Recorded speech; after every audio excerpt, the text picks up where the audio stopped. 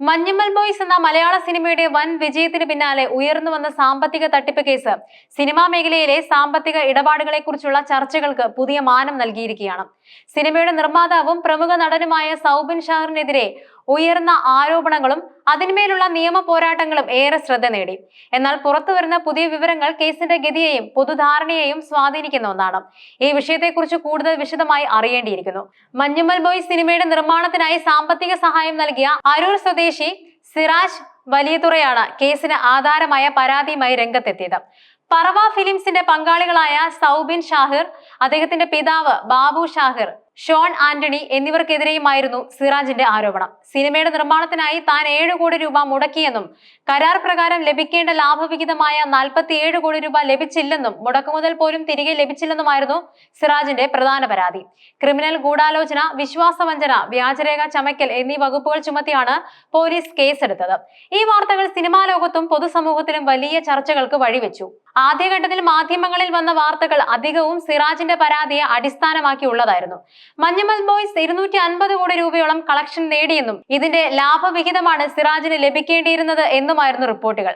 എന്നാൽ സൗബിൻ ഷാഹിറിനെതിരെ വന്ന ഈ വാർത്തകളെല്ലാം പൂർണ്ണമായും ശരിയല്ലെന്നാണ് ഇപ്പോൾ പുറത്തുവരുന്ന വിവരങ്ങൾ സൂചിപ്പിക്കുന്നത്. മാധ്യമങ്ങളോട് കൃത്യമായി പ്രതികരിക്കാതിരുന്ന സൗബിൻ ഷാഹിറിന്റെ നിലപാട് അദ്ദേഹത്തിനെതിരായ സംശയങ്ങൾ വർദ്ധിപ്പിക്കാൻ ഇടയാക്കിയിരുന്നു. എന്നാൽ കോടതിയിൽ സമർപ്പിക്കപ്പെട്ട രേഖകളും തെളിവുകളും കാര്യങ്ങളുടെ മറ്റൊരു വശം വ്യക്തമാക്കുന്നുണ്ട്. ഷാഹിർ ഉൾപ്പെടെയുള്ള 3 നിർമ്മാതാക്കൾക്ക് ഹൈക്കോടതി ഉപാധികളോടെ മുൻകൂർ ജാമ്യം അനുവദിച്ചത് ഈ കേസിൽ നിർണായക വഴിത്തിരിവായി. ജൂലൈ 7-നും ആവശ്യമെങ്കിൽ 8-നും മരട് പോലീസിന് മുന്നിൽ ചോദ്യം ചെയ്യലിന് ഹാജരാകണമെന്നായിരുന്നു കോടതി ഉത്തരവ്. അറസ്റ്റ് ചെയ്താൽ ജാമ്യത്തിന് വിട്ടയക്കണമെന്നും നിർദ്ദേശിച്ചിരുന്നു. വസ്തുതകൾ കോടതിയെ ബോധ്യപ്പെട്ടതുകൊണ്ടാണ് മുൻകൂർ ജാമ്യം ലഭിച്ചതെന്നത് ശ്രദ്ധേയമാണ്. മുതിർന്ന അഭിഭാഷകൻ വിജയഭാനുവാണ് സൗബിനു വേണ്ടി ഹൈക്കോടതിയിൽ ഹാജരായത്. ഇദ്ദേഹത്തോടൊപ്പം അഡ്വക്കേറ്റ് തോമസ് ജെ ആനക്കല്ലുങ്കലും വിവിധ കോടതികളിൽ സൗബിനായി വാദിച്ചിരുന്നു. സിറാജ് വലിയതുറയ്ക്ക് നൽകാനുള്ള തുകയുടെ കാര്യത്തിൽ നിർമ്മാതാക്കൾക്ക് കൃത്യമായ കണക്കുകൾ ഉണ്ടെന്നാണ് വിവരം. കേസ് കൊടുക്കുന്നതിന് മുൻപ് തന്നെ 50 ലക്ഷം രൂപ സിറാജിന് നൽകിയിരുന്നു. പിന്നീട് കേസിന് ശേഷം സിനിമയുടെ കളക്ഷൻ അനുസരിച്ച് ബാക്കി തുകയും നൽകി. ഏകദേശം 6.49 കോടി രൂപയാണ് ഇത്തരത്തിൽ നൽകിയിട്ടുള്ളത്. മാർച്ച് മാസത്തിൽ ആദ്യം 50 ലക്ഷം രൂപയും മാർച്ച് അവസാനത്തോടെ 5.49 കോടി രൂപയും കോറൽ എക്സിം സീ ഫുഡിന്റെ അക്കൗണ്ടിലേക്കാണ് നൽകിയത്. ഇതിനിടയിൽ 50 ലക്ഷം രൂപ പരാതിക്കാരന്റെ SH മറൈൻ എക്സിം എന്ന കമ്പനിയുടെ അക്കൗണ്ടിലേക്ക് കൈമാറിയിട്ടുണ്ട്. അതായത് സിറാജ് മുടക്കിയ പണം മുഴുവൻ തിരികെ നൽകിയിട്ടുണ്ടെന്നാണ് ഈ രേഖകൾ വ്യക്തമാക്കുന്നത്. ലാഭവിഹിതത്തെ ചൊല്ലിയാണ് പ്രധാന തർക്കം നിലനിൽക്കുന്നത്. 250 കോടിയോളം കളക്ഷൻ സിനിമയ്ക്ക് ലഭിച്ചുവെന്നായിരുന്നു മാധ്യമ വാർത്തകൾ. ഇതനുസരിച്ച് കരാർ പ്രകാരമുള്ള 110 കോടി രൂപ ലാഭമായി വേണമെന്നാണ് പരാതിക്കാരന്റെ ആവശ്യം.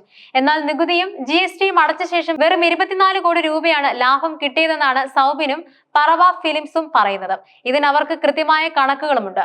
തിയേറ്റർ കളക്ഷനിലും OTT പ്ലാറ്റ്ഫോമുകളിലും പുറത്തു വന്ന കണക്കുകൾ ശരിയല്ലെന്നും അവർ വാദിക്കുന്നുണ്ട്. തങ്ങൾക്ക് ലഭിച്ച ലാഭവിഹിതത്തിന്റെ 40% സിറാജിന് നൽകാൻ സൗബിൻ തയ്യാറാണ്. ഇത് ഏകദേശം 11 കോടി രൂപ വരും. ഈ വിഷയം പരിഹരിക്കുന്നതിനായി ആർബിട്രേറ്ററെ പോലും നിയോഗിച്ചിരുന്നു.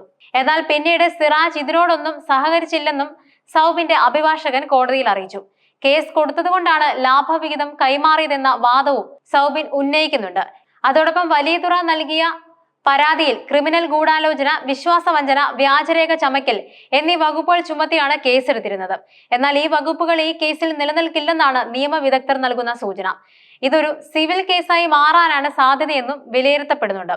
കൊടുക്കാനുള്ളത് നേരത്തെ കൊടുത്തുവെന്ന് സൗബിൻ പറയുന്നതിന് തെളിവുകൾ ഉള്ളതുകൊണ്ട് തന്നെ കേസ് നിർമ്മാതാക്കൾക്ക് അനുകൂലമാകാൻ സാധ്യതയുണ്ട്. പരാതിക്കാരന് പണം മുഴുവൻ താൻ നൽകിയതാണെന്നും ലാഭവിഹിതവും നൽകാൻ താൻ തയ്യാറാണെന്നും സൗബിൻ ആവർത്തിച്ചു. ലാഭവിഹിതം താൻ മാറ്റിവെച്ചിട്ടുണ്ടെന്നും ഇതിനിടയിലാണ് തനിക്കെതിരെ പരാതിക്കാരൻ കേസ് കൊടുത്തതെന്നും സൗബിൻ വ്യക്തമാക്കി.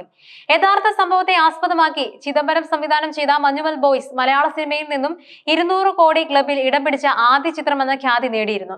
തമിഴ്നാട്ടിൽ ഒരു മലയാള ചിത്രം നേടുന്ന റെക്കോർഡ് കളക്ഷൻ സ്വന്തമാക്കി ചിത്രം മറുഭാഷാ പ്രേക്ഷകർക്കിടയിലും വലിയ ശ്രദ്ധ നേടി. ചിത്രത്തിലെ പ്രധാന കഥാപാത്രത്തെ അവതരിപ്പിച്ചതും സൗബിൻ ഷാഹിർ ആയിരുന്നു. ഇത്തരം വലിയ വിജയങ്ങൾ നേടുന്ന സിനിമകളിൽ സാമ്പത്തിക ഇടപാടുകളെ ചൊല്ലിയുള്ള തർക്കങ്ങൾ സാധാരണമാണ്. കേസ് മലയാള സിനിമാ വ്യവസായത്തിലെ സാമ്പത്തിക സുതാര്യതയെക്കുറിച്ചുള്ള ഒരു വലിയ ചോദ്യം ഉയർത്തുന്നുമുണ്ട്. സിനിമയുടെ യഥാർത്ഥ വരുമാനം, നികുതി അടച്ചതിനു ശേഷമുള്ള ലാഭം, കരാറുകൾ തുടങ്ങിയ കാര്യങ്ങൾ കൃത്യമായി രേഖപ്പെടുത്തുകയും അത് സംബന്ധിച്ച് പങ്കാളികൾക്ക് വ്യക്തമായ ധാരണ നൽകുകയും ചെയ്യേണ്ടതിന്റെ പ്രാധാന്യം ഈ കേസ് എടുത്തു കാണിക്കുന്നുണ്ട്. നിയമപരമായ പോരാട്ടത്തിലൂടെ മാത്രമേ ഈ വിഷയത്തിൽ ഒരു അന്തിമ തീരുമാനം ഉണ്ടാവുകയുള്ളൂ. ഈ കേസിന്റെ ഭാവി സിനിമാ മേഖലയിലെ സാമ്പത്തിക ഇടപാടുകൾക്ക് ഒരു പുതിയ മാതൃക നൽകിയേക്കാം.